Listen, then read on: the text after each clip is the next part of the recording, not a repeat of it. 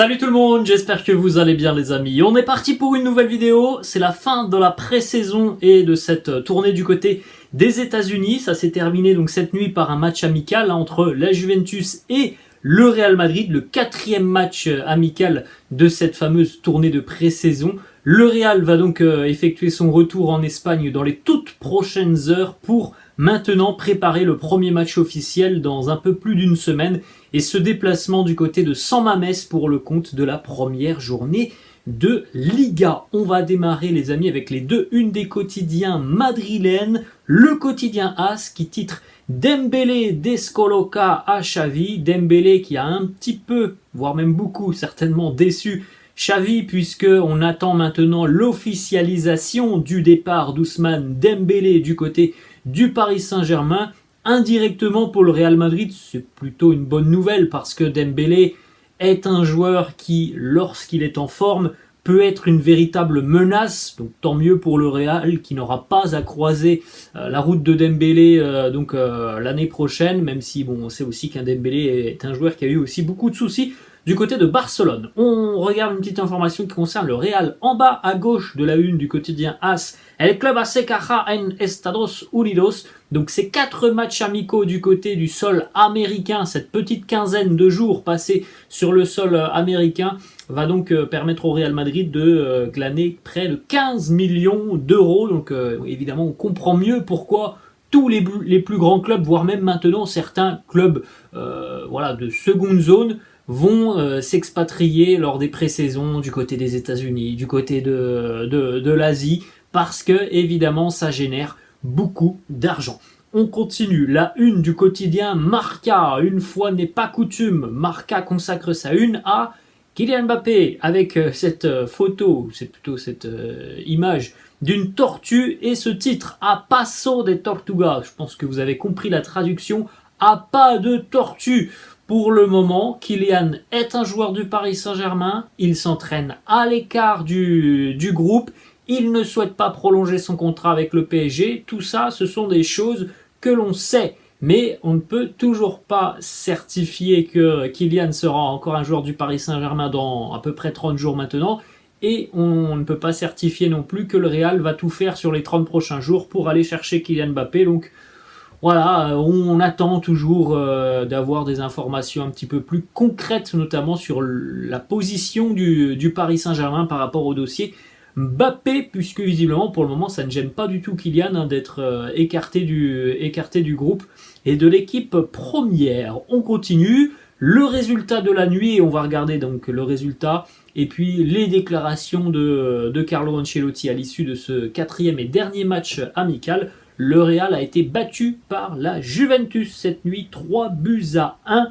avec notamment une ouverture du score après à peine 50 secondes de jeu, Moïse Kean, perte de balle de Luka Modric, et ensuite l'enchaînement est magnifique côté turinois. Le deuxième but, il est signé aussi Timothy Weah, Vlahovic aussi à la 95e, alors que la défense était aux abonnés absents. Bon, c'était à 95e, le Real essayait de pousser pour aller chercher un score de 2 partout, mais voilà, c'était vraiment opération porte ouverte en défense.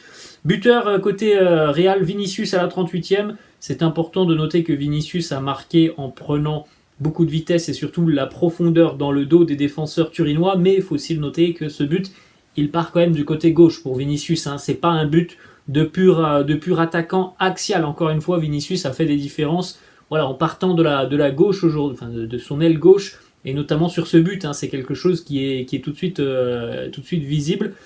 Encore une fois, le Real a manqué cruellement d'efficacité, hein, puisqu'il y a eu un petit peu comme face au Barça il y a quelques jours, pas moins de 27 tirs, hein, pour le Real face à la Juventus.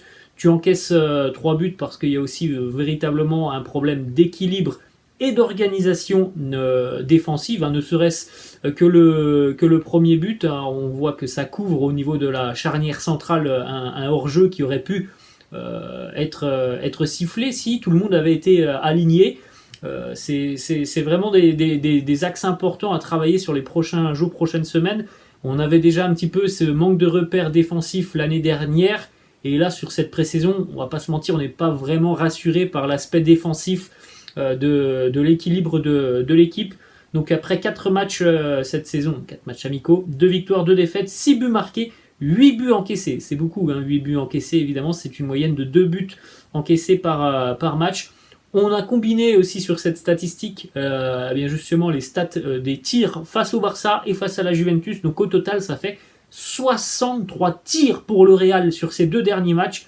Un petit but marqué, 23 tirs concédés, 6 buts encaissés. C'est des statistiques qui sont énorme pour les Merengues dans les 2 sens. C'est vraiment pas bon défensivement et offensivement, c'est catastrophique. Un but en 63 tirs. On enchaîne les amis avec les statistiques de Jude Bellingham. Encore une fois, une prestation très sérieuse de Bellingham.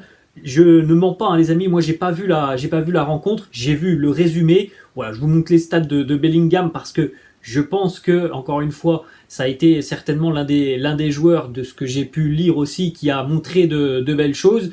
Après, quand je regarde les stats, et je pense que s'il y en a qui ont vu la rencontre, voilà, ça saute tout de suite aux yeux qu'offensivement, ça manque évidemment d'efficacité et défensivement, ça manque de rigueur, de cohésion, d'automatisme. En tout cas, regardez les stats donc de Bellingham, 80 ballons touchés, 52 passes complétées, un pourcentage de passes réussies de 81%.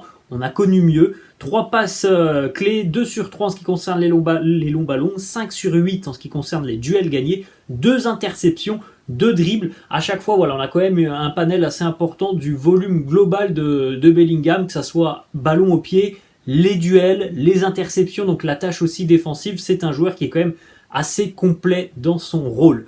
On continue, on a quelques déclarations donc, de Carlo Ancelotti qui nous dit « Je dirais que la pré-saison a été positive. Quelle note je donne à cette pré-saison ? 6. Nous avons montré 2 facettes. Une, très bonne offensivement, mais l'équipe n'est pas habituée à défendre en losange. Nous allons continuer avec ce système. On doit juste s'améliorer en défense. L'aspect défensif doit être amélioré. Nous avons encaissé beaucoup trop de buts. Il y avait un manque d'équilibre. Nous devons y remédier. C'est un problème qui me semble assez simple à résoudre. Alors ça, on espère que ça sera assez simple à résoudre et on le verra sur les prochains matchs avec la compétition officielle qui démarre dans une dizaine de jours.